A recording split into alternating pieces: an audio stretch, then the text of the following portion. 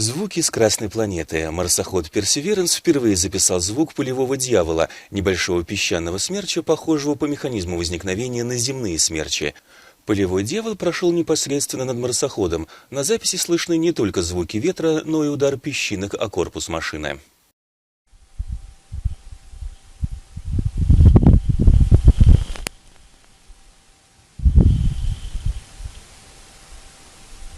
Звук заметно тише, чем у смерча подобного размера на Земле, что объясняется гораздо менее плотной атмосферой на Красной планете.